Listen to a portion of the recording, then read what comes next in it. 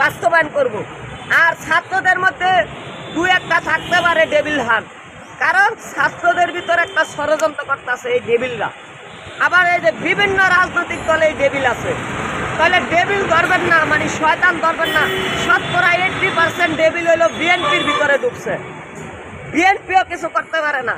আমি আমার এলাকাতে যারা আমার আওয়ামী লীগের আমলে মারছে, বিএনপির নেতারা, এই আওয়ামী লীগের নেতারা যারা আমারে মারছে, তারা দেখি এখন বড় বড় পদে আমার এলাকাতে।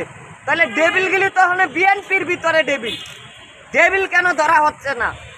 আমি বলি ওই ডেভিল আনপানার যাই বলেন, এই বিএনপির ভিতরে এরা ঢুকছে, এগো একটা একটা করে দৈরা আনেন। আর না হইলে কোনো ডেভিল হানে এটা বাতিল করেন। আর আরেকটা কথা, যে কালকে দেখলাম, গতকালকে এক ট্রাফিকের পুলিশ অফিসারকে অটোর মধ্যে ফাইন্দা 1 মাইল একজন অটোওয়ালা 1 মাইল ঘুরাইছে।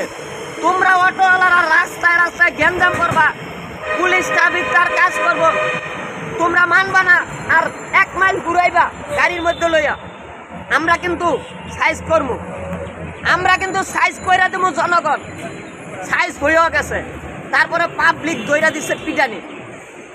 এইসব অমানবিক কাজ পুলিশ হোক সেনাবাহিনী হোক, তোমাদের এই সাহস কে দিল? পুলিশটা বান্দা তোমরা অটোর মধ্যে ঘুরাইছো, এই সাহস তোমাদের অটো লাগো কে দিল? এই না ভালো অটো চালায় যারা, তারা এগুলো করে না। কিন্তু এই অটো চালকের ভিতরে কিছু সন্ত্রাস আছে, এই সন্ত্রাসগুলিকে আমরা কিন্তু রাস্তায় পিটাবো। আমরা জনগণের উপরে কোনো শক্তি নাই। সন্ত্রাস করবা কেন? সন্ত্রাস নিষেধ বাংলার মাটিতে, আজ সন্ত্রাস হবে না। আমি বলি পুলিশ বাহিনীকে আরো শক্তিশালী করতে হবে। পুলিশ বাহিনীর গায়ে কেউ আঘাত দিলে, তর্ক বিতর্ক করলে নগদ ধরবে। আমরা জনগণ আছি। পুলিশ ধৈর্য নেওয়ার কাজ, পুলিশের কাজ বিচার না। ধৈর্য নিয়ে যাবেন, জেলখানায় বইরা দিবেন, আদালতে মুখোমুখি হইব।